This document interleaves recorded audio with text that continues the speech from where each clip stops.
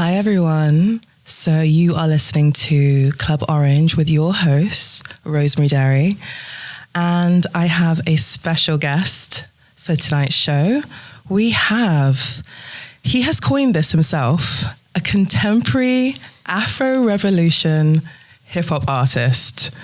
This is a new one, but it's great. And this is going to be a great interview, so make sure you're sat, you're relaxed. Maybe you sage your space. Is that what we were saying earlier? Sage the space and cleanse the space and get ready for a really, really good interview. So we have Great. Would you like to say hi? Hi. What's up? Cardiff. Ward. How are you doing today? I'm doing good. Fantastic. I am doing great. And even greater, even greater to have you here. Yeah, So I'm here. So. I mean, some people may be familiar with your face. Some people might not be. So would you like to introduce yourself? I think you already said it. Yeah. He's like, I'm shy. I don't want to say too much. So, yeah. Yeah, I go by the name Great, no pun intended. And we just, we're here. I'm here. Yeah. What you got for me? I've got a few questions. We're going to get into nitty gritty because there's so much about you. Like, I've been getting to know Great recently. I met him at an event and we were having this whole debate about Black politics, African politics, all this stuff. And then it was just like, you know what? You're tapped in. Yeah. I like that. Yeah. And so it evolved and here we are. We have him in the hot seat at Native Radio and we're going to get into it. So I've been looking into you and I saw before you were Great, you were G Baller. Mm-hmm. Who is G Baller and how did you become Great? That's a very interesting question. Before I was Great, I was G Baller. But I think in the real sense, it was the other way around because I was Great beneath everything else, right? G Baller was someone that I thought I needed to be, whereas I've been Great the whole time, and it took me about 7 to 10 years to realize that I've been Great the whole time. I don't need to be G Baller. G Baller was what, the world's perception of me. So, yeah, it's been a journey, really. Started the career like G Baller, making music and on a different path, on a different journey, on a different goal. And now I've realized that you didn't even need to go through all that. Well, I needed to go through that to appreciate who I was at first. So now this is just like the journey back to self. Yeah, and I think that's a perfect segue because you've just released your latest EP after a while of taking a break from music, from what I understand. Yeah. And you've got this EP, so tell us a bit about this EP. Yeah, it's called Back to Self. And just like the title says, it's really a journey back to self. Like, I stopped doing music for 2 years, and that is the hardest thing that any artist could do. You know what I mean? Because the love of an artist to the music is like the air you breathe. It's a very powerful relationship, and then being able to like just say, you know what, I'm not doing this, I'm not recording, I'm not writing, I need time to figure out what I want to say and who I am as a person to be able to carry that message. So this is like the first project that I'm actually, putting out after going through all that journey, and it means everything to me. It's like the foundation of self, really. Like, yeah, it's just it's a deep experience. It's my deepest thoughts on those records. And that's beautiful, I think. And I guess like being an artist, I guess a lot of artists can relate to having to sometimes take a break to re-find yourself or find new inspiration. And I'm assuming you must have found new inspiration when you moved to Bristol, because of what I understand, you were living in Russia before that, right? Yeah. Trust me, I feel like the best thing you could do as a human is to travel and experience places. I moved to Russia when I think 2018, and I was a bit younger. I was like in my early 20s, and it presented itself, and I jumped on it. I was like, let me go experience it. Ended up living there for 6 years, and it changed everything about my life. It changed my whole perception of how I see the world at large, and also made me understand where Africa fits in that puzzle, so I've had all that, success with the music over there in Russia, started my career professionally there. and they embraced it, and they embraced me despite the fact that I was, a black man from far that away. in itself, I think, is a question. Like, what was it like being black in Russia and then having the success coming from Nigeria to Russia? Yeah. I mean, being a black man in Russia is interesting because I wouldn't say, there's racism everywhere, but I wouldn't say that it was blatantly in your face. It was coming from a place of curiosity from the ones that I've experienced. Do you know what I mean? People want to touch your hair like, to a lot of people that met me in Russia, I'm probably the first black person they've come across. And then I'm probably the first black musician they've come across. So it's like a wow factor to them as well. And, they really embraced me. It was love. I felt super safe in Russia, more safe than a lot of places that I've been, trust me. And it's like, I know it's contrary to what people think of Russia, but Russia is like my second home. Like, there's no debate about that. Like, Nigeria is my home, but Russia is like my second home. Wow. It's so lovely. Moving from Russia back here was, to reconnect with family and to reconnect back to self. I didn't even know what I was going to get moving down to the UK.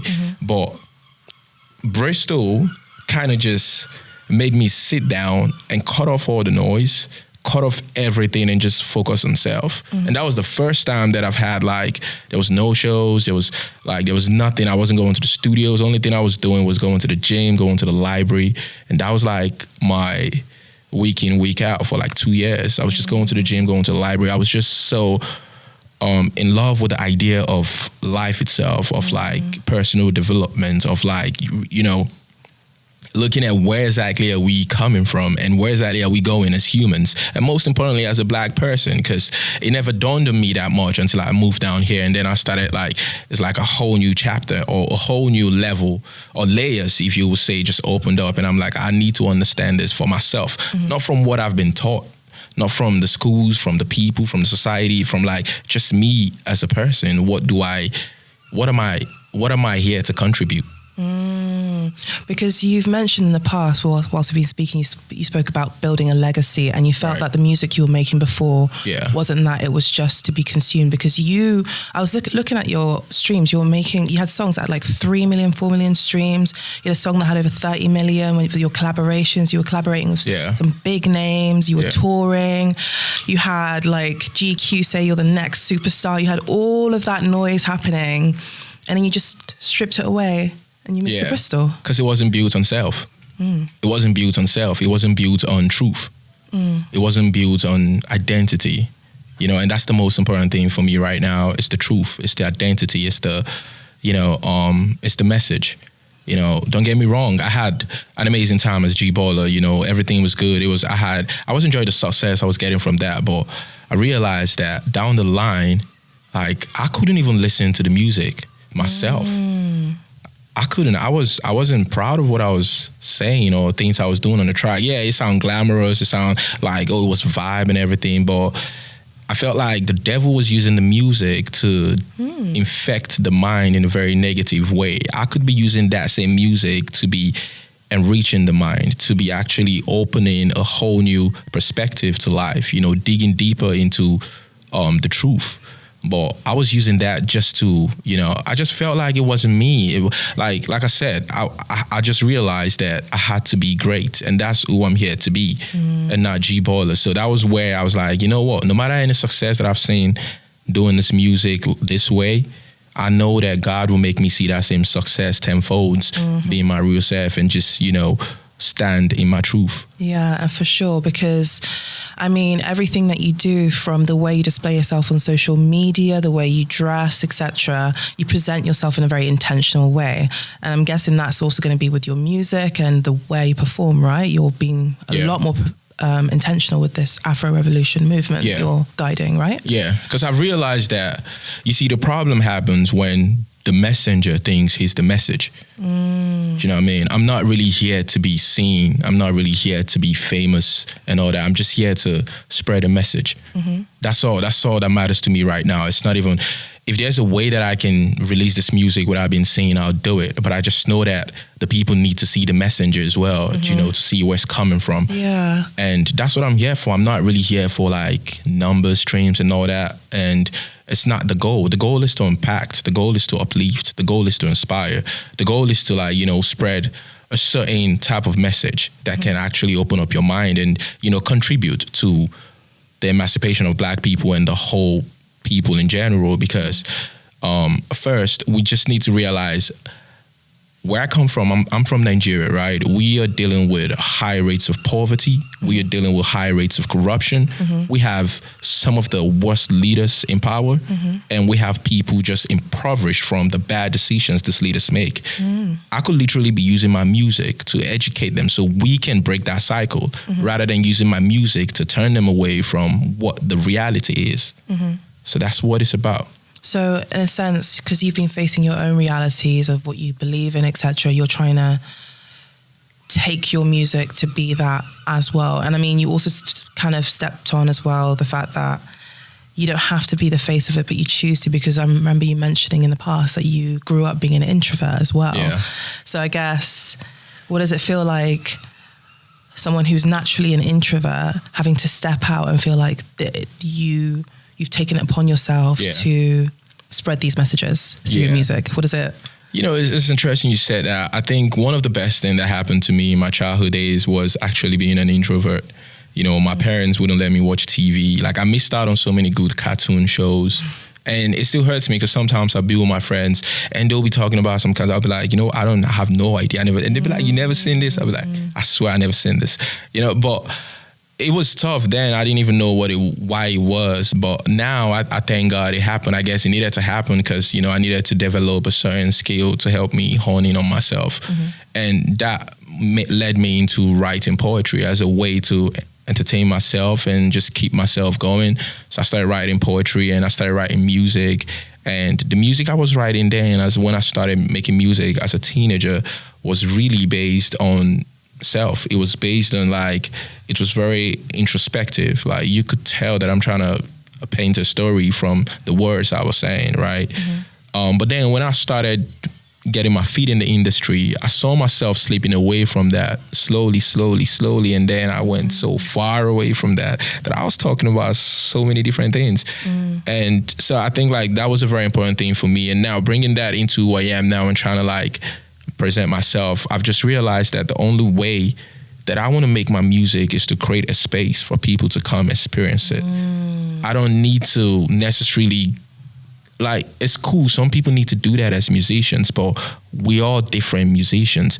You can't expect everyone to be the same. You can't expect, that's the goal. The goal is to eradicate individuality between, they want everyone to be the same, act the same, talk the same, like the same things, but no.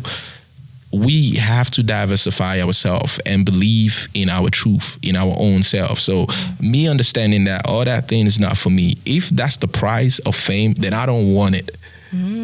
Yeah, I don't want it. If the price of fame is to act in a certain way that goes against my natural character, my natural self, then I don't want it.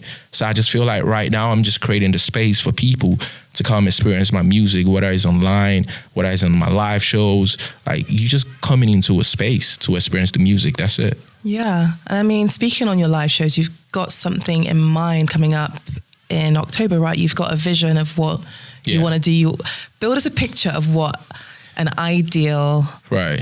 If you could build anything, your perfect live performance of great, what would that be? That's a tough one, It's a hard one. It's a hard one, but I bet you've got something in mind. Yeah. I bet you do. I think if I would have a perfect live performance, I'd like it to be in the mountains. Really? Yeah. I'd love it to be that's what I want. Either that or in the forest. Oh, because you like the camping stuff. You're an outdoorsy guy, aren't you? Yeah. Let's go to nature and experience the music. Do you know what I mean? Let's take away everything from it and just go to our natural state. Because as Africans, that was how we experience music. We gathered together in an open space in nature and we're drumming, we're dancing. That was how we experienced the music. And that's something that I lean towards. That's why if you hear in some of my songs, it sounds like chants. It's like the backups. It's because I feel like my ancestors are trying to speak through me. And this comes from when you are really in tune with what you're doing, your ancestors. Because we are not just here. I'm not here alone.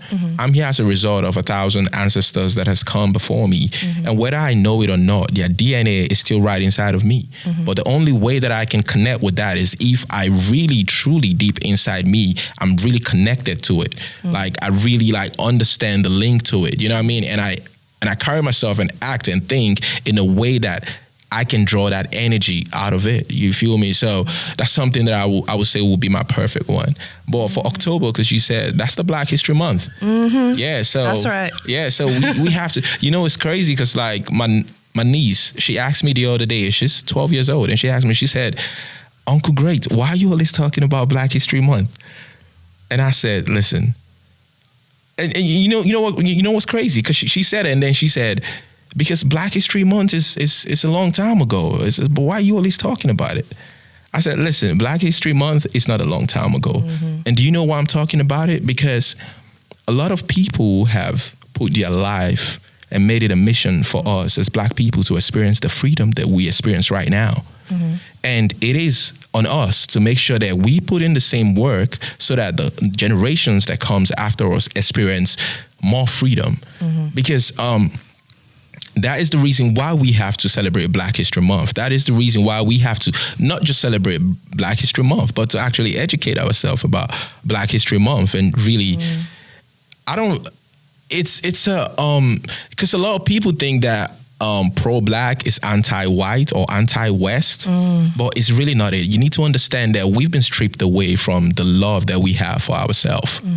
And having this Black History Month or whatever, it actually just helps us like tap in and celebrate that and, you know, be free to just walk in our own identity. Yeah. So that's something that we have to do. And that's what we're doing in October. I can't give out a lot of juices on it yet. But yeah, Afro Revolution Live. Afro Revolution Live. And I think it's such an interesting term that you've coined here, this term of Afro Revolution. And revolution is change. Revolution means action for everyone, right? Right. And I think I also want to expand on what you said about this pro-Black seeming anti-white, anti-West, because we were talking about this the other day, where if there's the elevation of the Black people, because they're the most oppressed people, it means the elevation of all, right?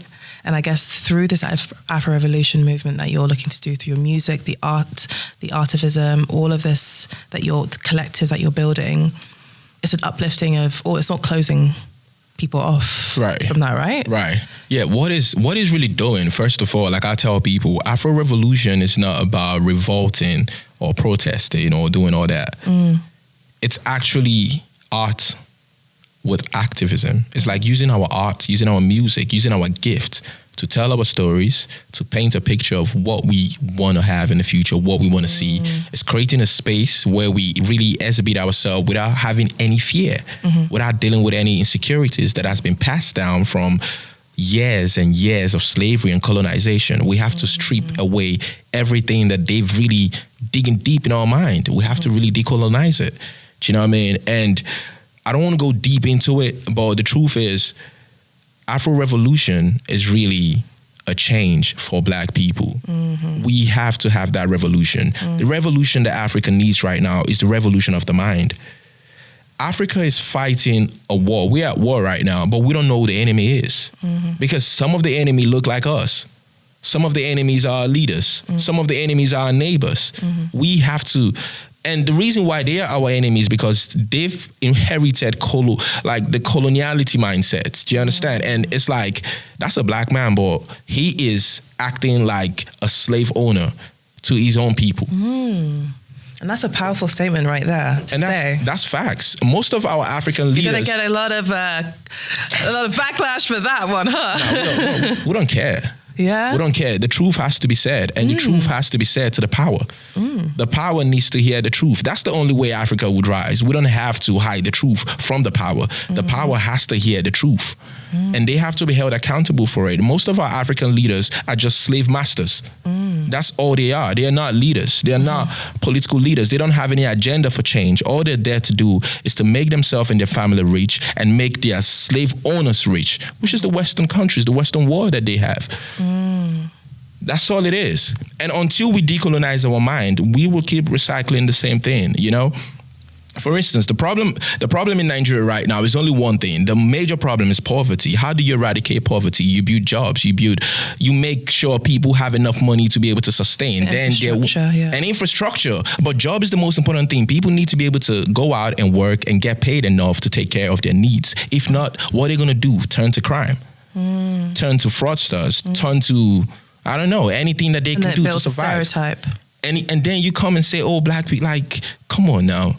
We have to decolonize our minds so that the next people that are getting into power, because, and I don't want it to sound like, oh, the power is the politicians.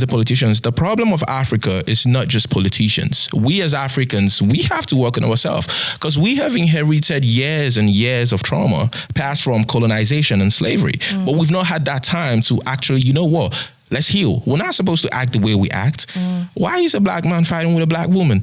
What? Why? What's the war about? What's the tug of war? Black men this, black men that. When we're supposed to be building, when we're supposed to be educating ourselves, uplifting each other. Yeah, and I guess through that then, with your music and what you say and what you do, especially with your song Africa Unite as well, I feel like that is an embodiment of that, right? Right.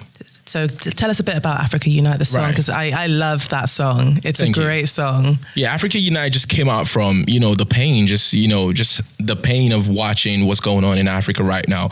But the thing is, once you tuned in to the problems of Africa, then it's going to be so painful once you really tune into it. Because the problem is a lot of us are not really tuned into what's going on in Africa because of the distractions. We're so distracted with so many things that it's like, oh, it's not my problem. African problem is not my problem. Like, do you know what I mean? And also, a lot of Africans have been conditioned to want, this will hurt a lot of people, but a lot of Africans just want the Western dream. A lot of Africans don't even know what the African dream is. And what do you think the African dream is? I think the African dream is, freedom, most importantly. Yeah. The African dream is not even based on materialistic thing. It's freedom to exist. It's freedom to really exist. It's freedom to be communal. It's freedom to where every African owns everything, not a certain Africans own everything. Because that's what we're dealing right now. We're dealing with now it looks like when you see a picture of Africa, like when I started traveling, I didn't even know like what the world saw Africa as, you know what I mean? And then until I started traveling, I see like, why does everyone look at you as an African different? Like, first you got to prove yourself as an African. No other race walks into a space and they have to prove themselves as much or as hard as an African has to prove himself. And then again, why as an African, you cannot really travel to another African country freely. But another race from far away, miles, can just come to Africa and leave without no paperwork done, nothing. But you as an African, you can't even go to the neighboring country. And even if you want to do so after doing all the paperwork, you have to travel to European country to be able to go. So it's like you have to connect the flights that way. Yeah. So really, with the Afro Revolution and what you're doing with your music, your message, your stance, who you are as great is showing the greatness of African people, but people who are suppressed, people who are going through that. And so I guess people who can relate to that message or feel connected to that message of someone both trying to find greatness for their people and the suppressed people, but also the people who have gone through the evolution and change like you have from what you thought you were to what you actually are as well, right? Yeah. So I think that's quite a beautiful thing. So, I mean, if people want to connect with you and listen to your music, find your messages, all that kind of stuff, where can they find you on social media? I think the best way to find me is I don't like people to find me as like use social media as a way to follow my journey. I feel like the message has to come first. Because when you do social media, it's like, oh, the messenger is not the message. The message is the most important thing. And the best way to understand my message is just go to Spotify.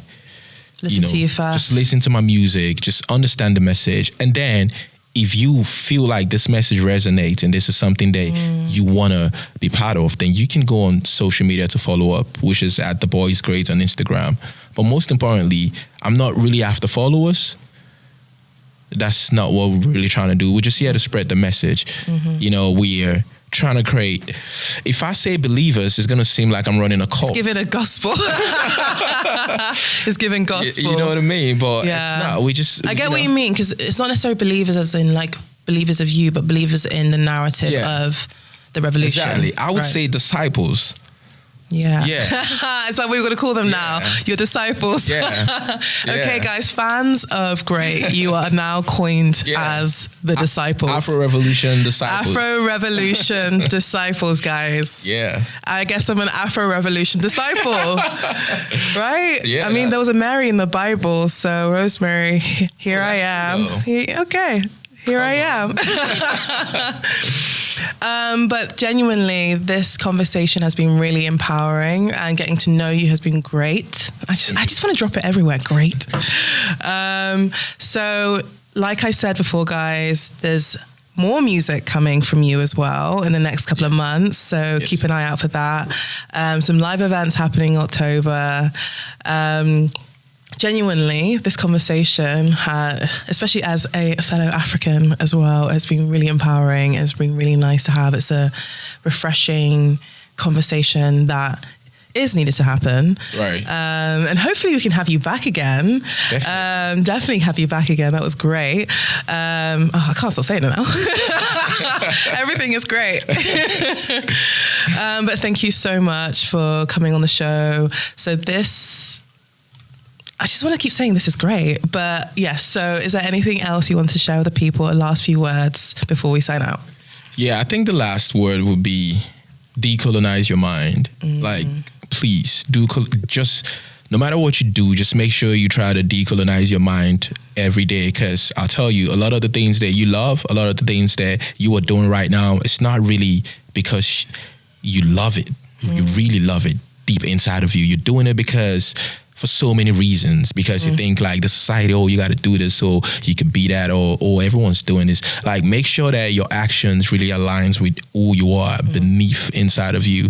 So that's why it's important to decolonize your mind, strip away everything that, doesn't really align with yourself. And the only way you could do that is when you really spend time with yourself and really, cut down the distractions a little bit, go camping, pick up a book, read a book or something, all this music, all this movies, all this anything that is not really impacting your life right now, you need to cut it off. You need to understand that there is a war going on right now, and it's the war to take over your mind. That's the war going on right now. That's the biggest currency.